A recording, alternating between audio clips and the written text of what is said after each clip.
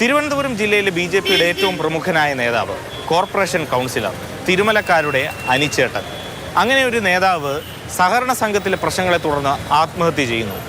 അത് തികച്ചും വലിയ അസ്വാഭാവികതയും ഞെട്ടലും ഉണ്ടാക്കുന്ന കാര്യമാണ്. അനിയെ അടുത്തറിയാവുന്നവർക്ക്. പേരിനോടൊപ്പം ചേർത്ത തിരുമല എന്ന സ്ഥലത്തോട് തികഞ്ഞ ആത്മാർത്ഥത പുലർത്തിയിരുന്നു അനിൽകുമാർ. നാടിനെ വികസനത്തിലേക്ക് നയിക്കാൻ വേണ്ടി പ്രവർത്തിച്ച ജനപ്രതിനിധി. അതുകൊണ്ടാണ് CPMന്റെ കോട്ടയായ തിരുമല വാർഡിൽ രണ്ടാമതും അനിൽ ജയിച്ചത്. കഴിഞ്ഞ 10 വർഷക്കാലമായി തിരുമല ജംഗ്ഷനോട് ചേർന്ന് കോർപ്പറേഷൻ ഷോപ്പിംഗ് കോംപ്ലക്സിലെ അനിൽകുമാറിന്റെ ഓഫീസ് മുറി പലരുടെയും പ്രശ്നങ്ങൾക്ക് പരിഹാരമായി, കണ്ണീരിന് കരുതലായി. എന്നാൽ അവിടെ തന്നെ അനിൽ കണ്ണീരായി മാറി. ഈ നാട്ടുകാരെ സംബന്ധിച്ചിടത്തോളം, പാർട്ടിയെ സംബന്ധിച്ചിടത്തോളം വളരെ വിഷമകരമായിട്ടുള്ള ഒരു വേർപാടാണ് എന്ന് ഞാൻ ഇവിടെ സൂചിപ്പിക്കുകയാണ്. പാർട്ടിയെ സംബന്ധിച്ച് അദ്ദേഹത്തിൻ്റെ ഈ മരണത്തിൻ്റെ കാരണങ്ങൾ, അദ്ദേഹം പ്രസിഡൻ്റായിട്ടുള്ള സഹകരണ സംഘമുണ്ടായിരുന്നു. ഇപ്പം കേരളത്തിൽ മുഴുവൻ നടക്കുന്ന സഹകരണ സംഘങ്ങളുടെ പ്രശ്നങ്ങൾ, ആ പ്രശ്നങ്ങളുമായി ബന്ധപ്പെട്ട് ഉണ്ടായിട്ടുള്ള ചില സാമ്പത്തികമായിട്ടുള്ള പ്രശ്നങ്ങൾ ഉണ്ടായിരുന്നു. അത് പാർട്ടി അറിയുകയും, പക്ഷേ ക്രമക്കേടൊന്നും ഇതുവരെ സംഭവിച്ചിട്ടില്ല എന്നുള്ള പാർട്ടിക്ക് വിശദമായി തന്നെ പരിശോധന നടത്തിയപ്പോൾ മനസ്സിലായിട്ടുണ്ട്. അത് വളരെ കഷ്ടമായിപ്പോയി. വളരെ നല്ല കൗൺസിലറായിരുന്നു. വളരെ എല്ലാവരോടും വലിയ അടുപ്പവും രാഷ്ട്രീയത്തിനതീതമായിട്ടുള്ള വ്യക്തിബന്ധമൊക്കെ സൂക്ഷിക്കുന്ന ആൾക്കാരായിരുന്നു. അയാളുടെ രീതിയും കാര്യങ്ങളൊക്കെ കണ്ട് അങ്ങനെ ഒരു പ്രവണതയ്ക്ക് പോകുന്ന ആളാന്ന് ഒരിക്കലും തോന്നിയില്ല. രാവിലെ 8:30യോടെ അനിൽകുമാർ ഈ കാണുന്ന അദ്ദേഹത്തിൻ്റെ ഓഫീസിലേക്ക് കയറി പോകുന്നത് കണ്ടവരുണ്ട്. പിന്നീട് ഏതാണ്ട് ഉച്ചയോടുകൂടിയാണ് അദ്ദേഹത്തെ തൂങ്ങി നിൽക്കുന്ന നിലയിൽ കണ്ടെത്തുന്നത്. പോലീസിന്റെ പരിശോധനയിൽ അനിലിന്റെ ആത്മഹത്യാക്കുറിപ്പ് കണ്ടെത്തി. വലിയ സാമ്പത്തിക പ്രതിസന്ധിയിലായിരുന്നു അനിൽ പ്രസിഡന്റായ സഹകരണ സംഘമെന്ന് അദ്ദേഹം കുറിച്ചു.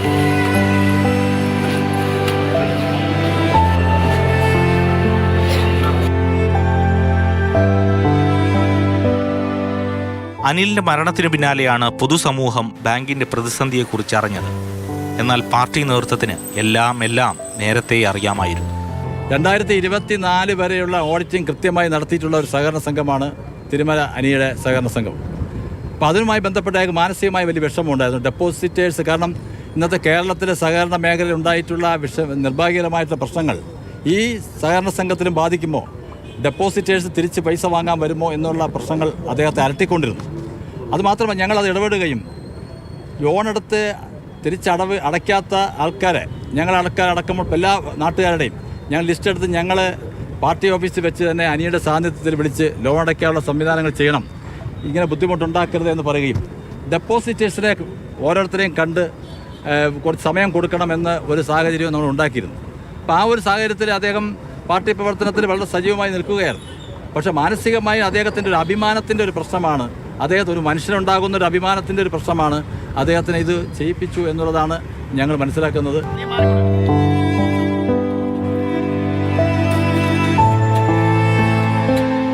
സഹകരണ സംഘത്തിലെ സാമ്പത്തിക ബുദ്ധിമുട്ടുകൾ പാർട്ടിയിൽ അറിയിച്ചിട്ടും താൻ ഒറ്റപ്പെട്ടതല്ലാതെ മറ്റൊന്നും ഉണ്ടായില്ല. BJP നേതൃത്വത്തിന്റെ മൗനമാണ് അനിലിന്റെ മനസ്സ് കൂടുതൽ തകർത്തത്. പാർട്ടി അദ്ദേഹത്തെ കൈവിട്ടിട്ടില്ല, അദ്ദേഹത്തോടൊപ്പം ഉണ്ടായിരുന്നു. അദ്ദേഹത്തിന് നല്ലതായിട്ടുള്ള അദ്ദേഹത്തെ സംബന്ധിച്ചിടത്തോളം അവസാന നിമിഷം വരെയും ഇന്നലെ വരെയും അദ്ദേഹത്തോട് നമ്മൾ സംസാരിച്ചിരുന്നു. പക്ഷേ ഇത്രയും ഒരു സാഹസത്തിലേക്ക് അദ്ദേഹം മുതിരുമെന്നുള്ളത് ഞങ്ങൾ ആരും പ്രതീക്ഷിച്ചില്ല. മനുഷ്യൻ്റെ ഒരു അറിയാമല്ലോ, ചില നിമിഷങ്ങളുണ്ടാകുന്ന ഒരു വിധി എന്നേ പറയാൻ പറ്റുള്ളൂ. അന്ത്യശ്വാസം വരെയും മനസ്സിൽ മാത്രം കൊണ്ടു നടന്ന കാര്യങ്ങൾ ആത്മഹത്യാക്കുറിപ്പിലൂടെ പുറത്തായി. അനിലിന് മരണാനന്തരം ലഭിക്കേണ്ട നീതിയെക്കുറിച്ച് മാധ്യമപ്രവർത്തകർ ഓർമ്മിപ്പിച്ചു. മറ്റ് സഹകരണ സംഘങ്ങളിൽ ഉണ്ടാകുന്ന തരത്തിലുള്ള ക്രമക്കേടൊന്നും നടന്നിട്ടില്ല എന്ന് ഉറപ്പാണ്. നമുക്ക് ഓഡിറ്റിംഗ് 2024 വരെയുള്ള ഓഡിറ്റിംഗ് കൃത്യമായിട്ട് നടത്തിയിട്ടുള്ള ഒരു സഹകരണ സംഘമാണ്. അത് കഴിഞ്ഞിട്ട് 25 ഇനിയാണ് അടുത്ത ഓഡിറ്റിംഗ് നടക്കേണ്ട സമയം. 25 ഓഡിറ്റിംഗ് നടക്കേണ്ട സമയമാണ്. അതുമായി ബന്ധപ്പെട്ട് അനി കൃത്യമായിട്ട് ഡീറ്റെയിൽസ് നമ്മൾ പറഞ്ഞിട്ടുണ്ട്. ഡെപ്പോസിറ്റേഴ്സും ആരും വലിയ പ്രശ്നങ്ങൾ ഉണ്ടായിട്ടില്ല. ഒരു അസുഖമായി കിടക്കുന്ന ഒരാളുമായി ബന്ധപ്പെട്ട ഒരു ഡെപ്പോസിറ്റേഴ്സ് അത് കൃത്യമായിട്ടും ഒരു ടൈം പറഞ്ഞിരുന്നു. സംഘടന ഇടപെട്ട് തന്നെ ഓരോരുത്തരും സംസാരിച്ചിട്ടുണ്ടായിരുന്നു. അതുകൊണ്ട് അതുമായി ബന്ധപ്പെട്ട് മാനസികമായി എന്തോ അദ്ദേഹത്തിനൊരു അഭിമാനത്തിൻ്റെ പ്രശ്നം, ഒരു കൗൺസിലർ എന്ന നിലയിൽ നാളെ ഇതെല്ലാം പ്രശ്നമാകുമോ എന്നൊരു ഭയപ്പാടാണ് അദ്ദേഹത്തെ കൊണ്ട് ഇത് ചെയ്യിപ്പിച്ചതെന്നാണ് ഞങ്ങൾ മനസ്സിലാക്കുന്നത്.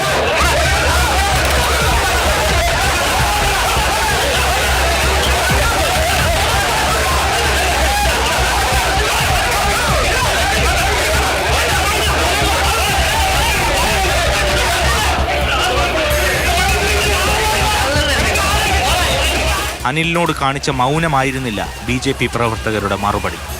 വനിതാ മാധ്യമപ്രവർത്തകരെ അടക്കം മർദ്ദിച്ചു, ഉപകരണങ്ങൾ നശിപ്പിച്ചു, അസഭ്യം വിളിച്ചു.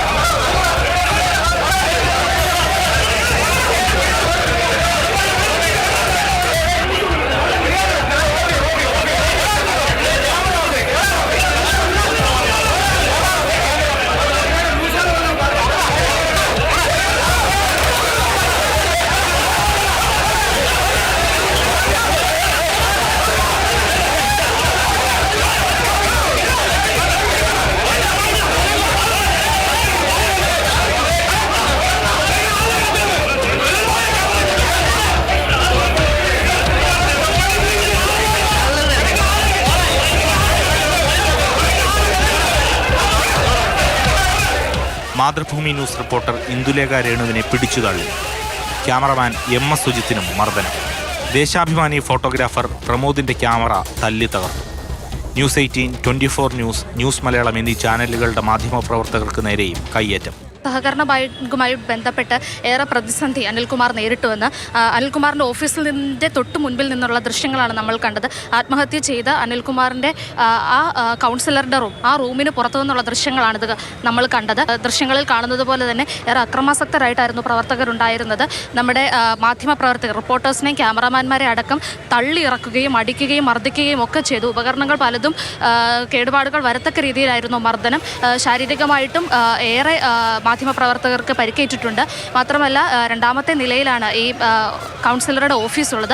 അവിടെ നിന്നും സ്റ്റെപ്പിലേക്ക് നമ്മളെ തള്ളി ഇറക്കി വിടുകയായിരുന്നു. അത്തരത്തിൽ ആക്രോശിക്കുകയായിരുന്നു. ഇവിടെ നിൽക്കേണ്ട, റിപ്പോർട്ട് ചെയ്യാൻ സാധിക്കില്ല, മര്യാദയ്ക്ക് എഴുതിക്കോണം എന്നടക്കമുള്ള ഭീഷണി സ്വരത്തിലായിരുന്നു അവരുടെ സംസാരം.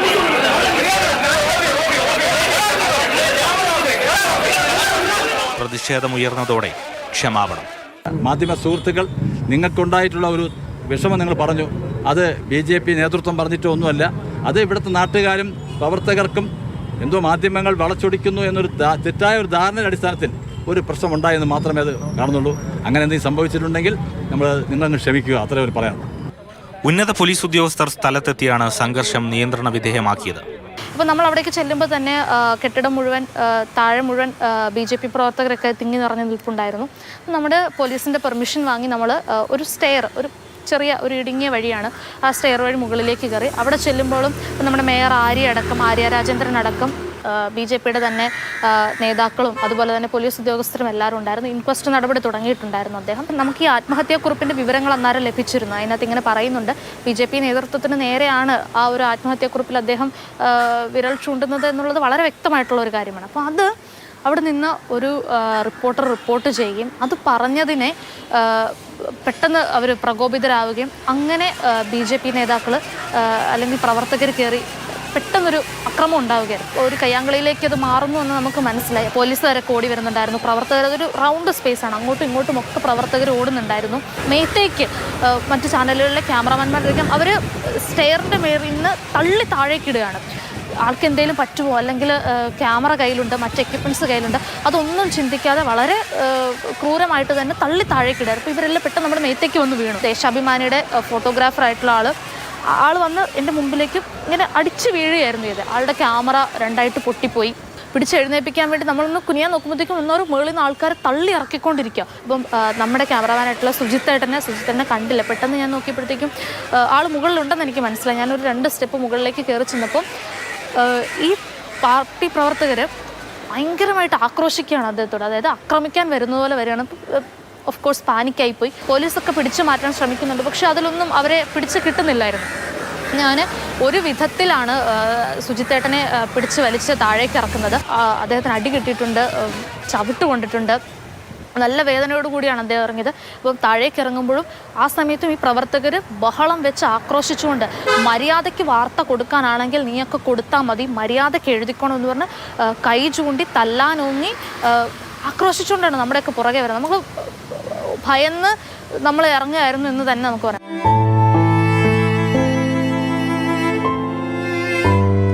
പോലീസ് ഇൻക്വസ്റ്റ് നടപടികൾ പൂർത്തിയാക്കി അനിലിന്റെ മൃതദേഹം മെഡിക്കൽ കോളേജിലേക്ക് മാറ്റി.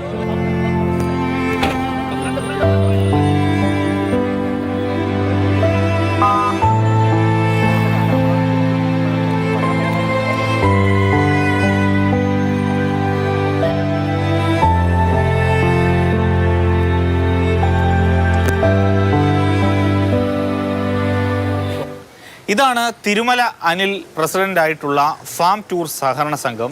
ഇന്ന് ഈ ബാങ്ക് സ്ഥാപനം തുറന്നിട്ടില്ല. അവിടെ ബോർഡ് എഴുതി വെച്ചിട്ടുണ്ട്, ഈ സ്ഥാപനത്തിൻ്റെ പ്രസിഡന്റ് മരണപ്പെട്ടതിനാൽ ഇന്ന് അവധിയായിരിക്കും എന്നുള്ളത് എഴുതി വെച്ചിട്ടുണ്ട്. പലതരത്തിലുള്ള പ്രശ്നങ്ങൾ ഈ സഹകരണ സംഘവുമായി ബന്ധപ്പെട്ടുണ്ടായിരുന്നു. അതിൻ്റെ മനോവിഷമത്തിലാണ് ആത്മഹത്യ ചെയ്തത് എന്നുള്ളത് അദ്ദേഹത്തിൻ്റെ ആത്മഹത്യാ കുറിപ്പിൽ എഴുതി വെച്ചിട്ടുണ്ട്. താൻ ഒരുപാട് പേരെ സഹായിച്ചു, പക്ഷേ തനിക്ക് ആവശ്യം വന്നപ്പോൾ ആരും സഹായിക്കാനില്ല, ഒറ്റപ്പെട്ടു എന്നുള്ളതാണ് അദ്ദേഹത്തിൻ്റെ ആത്മഹത്യാക്കുറിപ്പിൽ തന്നെ പറയുന്നത്. ബാങ്കുമായി ബന്ധപ്പെട്ട ഏറ്റവും വലിയ പ്രതിസന്ധി, ഈ ബാങ്കിൽ നിന്ന് ലോൺ എടുത്തുകൊണ്ടുപോയ ആളുകൾ അത് തിരിച്ചടയ്ക്കുന്നില്ല. ഒപ്പം തന്നെ ഡെപ്പോസിറ്റ് ഇട്ടിരിക്കുന്ന ആളുകൾ പണം തിരികെ ചോദിക്കുന്നു. ഏതാണ്ട് 6 കോടി രൂപയുടെ കടബാധ്യത ഈ സഹകരണ സംഘത്തിനുണ്ട് എന്നുള്ളതാണ് അനി പറഞ്ഞിരുന്നത്. ഇത് BJPയുടെ ജില്ലാ നേതൃത്വത്തിനും അറിയാമായിരുന്നു. പലപ്പോഴും ഈ തിരിച്ചടവുമായി ബന്ധപ്പെട്ട് ജില്ലാ നേതാക്കൾ തന്നെ പാർട്ടി തലത്തിൽ ഇടപെടൽ നടത്തിയിരുന്നു, പക്ഷേ യാതൊരു ഫലവും ഉണ്ടായില്ല. അതൊക്കെയാണ് ഇത്തരത്തിൽ അദ്ദേഹത്തിൻ്റെ മരണത്തിലേക്ക് നയിച്ച കാര്യങ്ങൾ.